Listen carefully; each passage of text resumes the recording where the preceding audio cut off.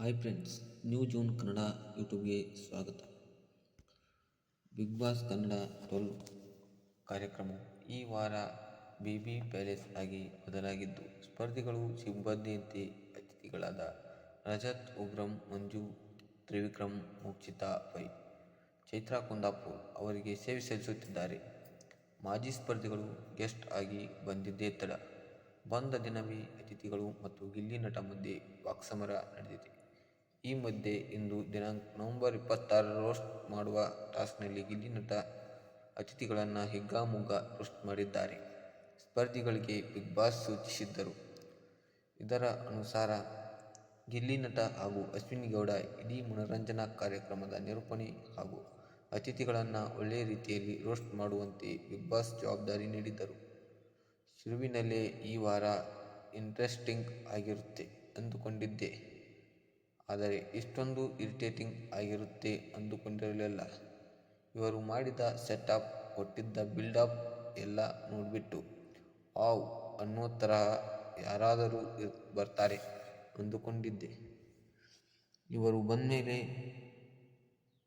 Back to ಅನ್ನೋ ತರಹ ಆಗ್ಬಿಡ್ತು.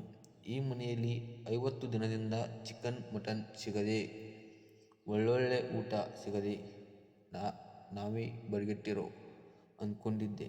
ಬಟ್ ನಾನು ಮುಂದೆ ಹೇಳಲ್ಲ ಎಂದಿದ್ದಾರೆ ಗಿಲ್ಲಿ. ಬಂದಾಗಿನಿಂದ ಕ್ಯಾಪ್ಟನ್ ರೂಮ್ ಇಟ್ಕೊಂಡು ಕೂತಿದ್ದಾರೆ. ನೀವೇನು ಕ್ಯಾಪ್ಟನ್ ಆಗಿರ್ಲಿಲ್ವಾ? ಅಥವಾ ಕ್ಯಾಪ್ಟನ್ ರೂಮ್ನ ನೋಡಿಯೇ ಇರ್ಲಿಲ್ವಾ? ನಾವಿಲ್ಲಿ ಕಂಟೆಸ್ಟೆಂಟ್ ಅಥವಾ ವೈಲ್ಡ್ ಕಾರ್ಡ್ ಎಂಟ್ರಿಗೆ ಬಂದವರ, ಇಲ್ಲ ಗೆಸ್ಟ್ ಅಂತ ಕನ್ಫ್ಯೂಸ್ ಆಗಿ ಬಿಟ್ಟಿದ್ದಾರೆ. ಆರ್ಡರ್ ಮಾಡೋದಕ್ಕೂ ಭಯ ಬೀಳ್ತಾರೆ. ನಮ್ಮನ್ನ ನೋಡಿದ್ರೆ ಭಯ ಬೀಳ್ತಾರೆ. ನಾವು ಸೀಸನ್ 12ನವರು, ರಗಡ್ ಹೇ. ಆದರೆ ಒಳ್ಳೆಯ ಹುಡುಗಿಯರಿಗೆ ಹಿಂಸೆ ಕೊಡುವಷ್ಟು ರಗಡ್ ಅಲ್ಲ. ನಿಮ್ಮ ಟೈಮಲ್ಲಿ ಸೀಸನ್ ನಂಬರ್ 1 ಆಗಿತ್ತು, ನಮ್ಮ ಟೈಮಲ್ಲಿ ಚಾನೆಲ್ ನಂಬರ್ 1 ಆಗಿದೆ ಎಂದು ಗಿಲ್ಲಿ ಅತಿಥಿಗಳನ್ನು ರೋಸ್ಟ್ ಮಾಡಿದ್ದಾರೆ. ನಂತರ ಮಿತಿಮೀರಿ ಗಿಲ್ಲಿ ಕಾಮಿಡಿಯಿಂದ ಅತಿಥಿಗಳಿಗೆ ಹರ್ಟ್ ಆಗಿ ರಜತ್ ಕೂಡ ಗಿಲ್ಲಿ ಮೇಲೆ ಕೂಗಾಡಿದ್ದಾರೆ. ಆದರೆ ಇಲ್ಲಿ ಗಿಲ್ಲಿದು ಮಾತ್ರ ತಪ್ಪು ಅಲ್ಲ, ಎರಡೂ ಕಡೆಯಿಂದಲೂ ತಪ್ಪು.